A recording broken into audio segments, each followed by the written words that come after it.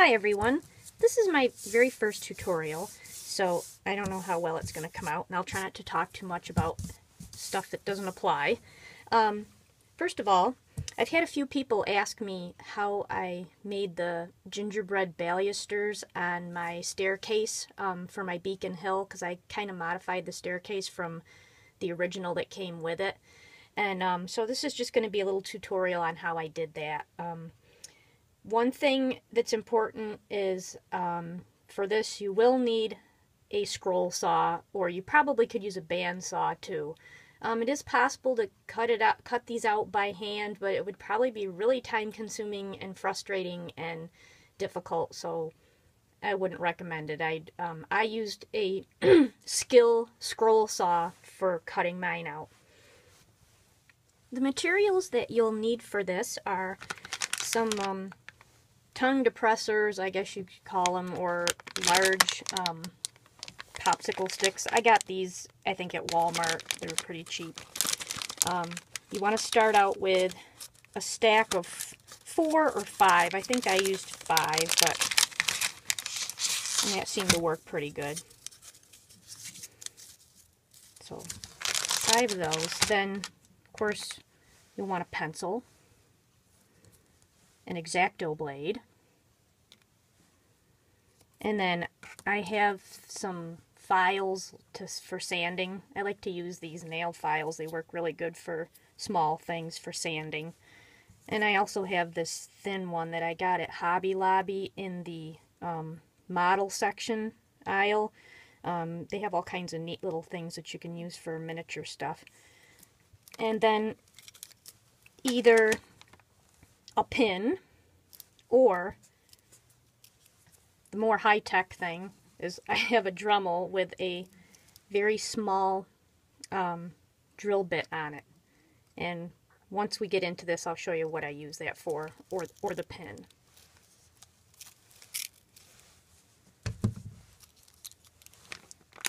You'll also want some blue painter's tape, or you can use regular masking tape. That'll work too.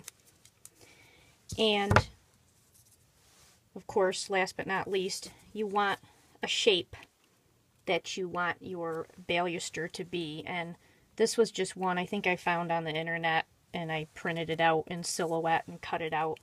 But you can draw a shape, whatever you want to do. So this is the shape that I use for mine. Okay, so the first thing you want to do is you want to take your popsicle sticks, stack them together like this. Try to keep them as even as you can, like that. And then you're going to wrap this whole stack with painter's tape. And that's just it holds it together, and it makes it easier when you're cutting it with the scroll saw. It doesn't move around as much, and it allows you to cut more than one baluster at a time. So I'm just going to basically wrap this thing. You don't have to do the ends, just the main section. I'm going to wrap it pretty tightly, because the idea is that it doesn't move while you're cutting. So you're just going to keep wrapping this whole thing up till about down here. Once you have it all wrapped up, it'll kind of look like this.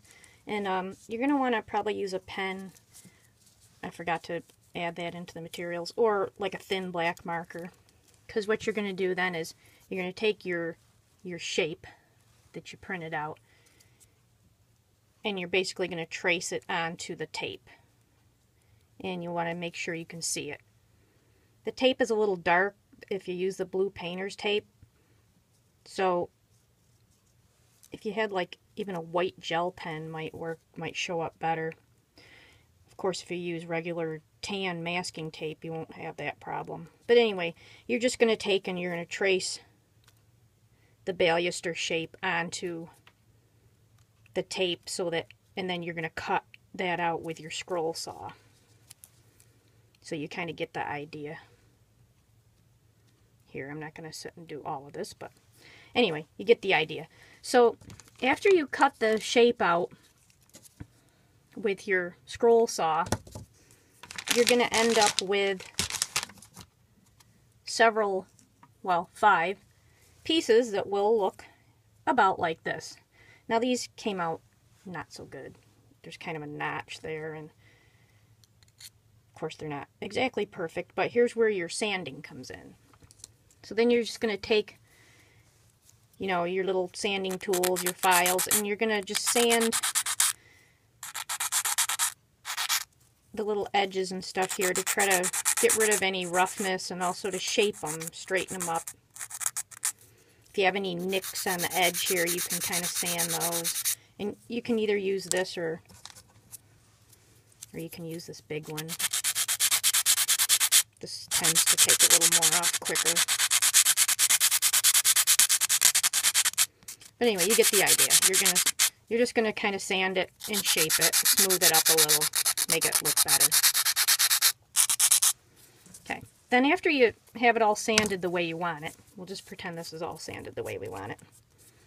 Then, if you want, you can leave it like this if you want, or what I did was I cut a little designs out of the middle. And what I did with that was I just took a pencil and I drew the shapes on. I just kind of drew like a little triangle here. I wasn't real particular about it as far as the size or the shape. I just kind of eyeballed it, but if you wanted to trace something, you could to make it more uniform. I just sort of guessed. So you just draw that on. And then here's where the pin and or the Dremel comes in handy, is to basically get some holes started so that you can cut it out with the X-Acto blade. So you can either take, hopefully you can see this because I can't really see it on my phone. If you're going to use a pin, if you don't have a Dremel, you're just going to take the pin and poke kind of at the corners here and poke it all the way through. You might have to kind of wiggle it a little and push it carefully because you don't want to snap it or break it. But anyways, you're going to do starter holes in the corners. So if you're going to use a Dremel, just basically do this.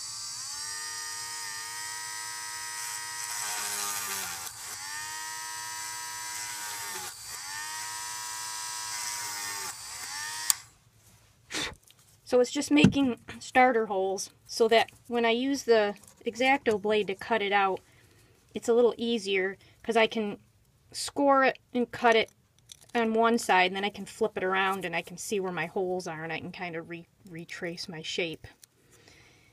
And that's the most time-consuming part, is cutting out these little parts. But once you've done a couple, you kind of get on a roll and you can do them fairly quickly.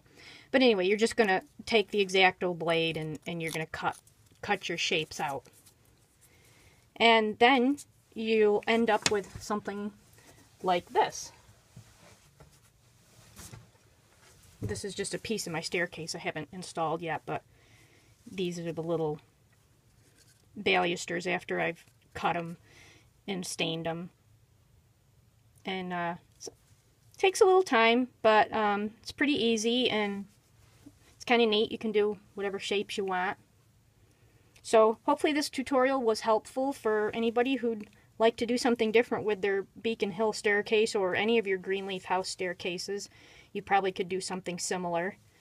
So that's it. Until next time. Thanks. Bye.